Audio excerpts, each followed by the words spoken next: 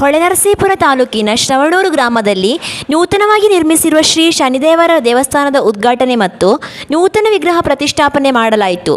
ಕರ್ನಾಟಕ ವಿಧಾನ ಪರಿಷತ್ ಸದಸ್ಯರಾದ ಸೂರಜ್ ರೇವಣ್ಣ ಹಾಗೂ ಮಾಜಿ ಸಚಿವ ಮತ್ತು ಅರಕಲಗೂಡು ವಿಧಾನಸಭಾ ಕ್ಷೇತ್ರದ ಜೆಡಿಎಸ್ ಅಭ್ಯರ್ಥಿಯಾದ ಎ ಮಂಜೂರ್ ಅವರು ಕಾರ್ಯಕ್ರಮದಲ್ಲಿ ಭಾಗಿಯಾಗಿ ದೇವರ ಆಶೀರ್ವಾದ ಪಡೆದರು.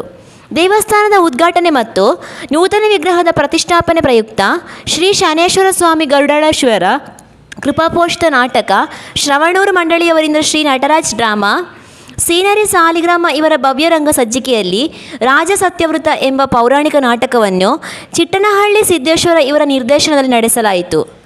ಕಾರ್ಯಕ್ರಮದಲ್ಲಿ ಭಕ್ತಾದಿಗಳಿಗೆ ಪ್ರಸಾದ ವಿನಿಯೋಗ ನಡೆಸಲಾಯಿತು. ಈ ಸಂದರ್ಭದಲ್ಲಿ ಶನಿದೇವರ ಪ್ರಧಾನ ಅರ್ಚಕ ಶೇಖರ, ವಿಗ್ರಹದಾನಿಗಳಾದ ಮಹೇಶ್, ಅರ್ಚಕ ವೀರಭದ್ರ, ಮಲ್ಲಿಕಣ್ಣ, ಪುಟ್ಟಸ್ವಾಮಿ ಗೌಡರು, ಶ್ರೀ ಮಹರ್ಷಿ ವಾಲ್ಮೀಕಿ ಸಂಘದ ಸದಸ್ಯರಾದ ಸ್ವಾಮಿನಾಯಕ ಮತ್ತು ಹೆಚ್ಚಿನ ಸಂಖ್ಯೆಯಲ್ಲಿ ಪ್ರೇಕ್ಷಕರು ಉಪಸ್ಥಿತರಿದ್ದರು. ವರದಿ ಮಂಜು, ಶ್ರವಣೂರು.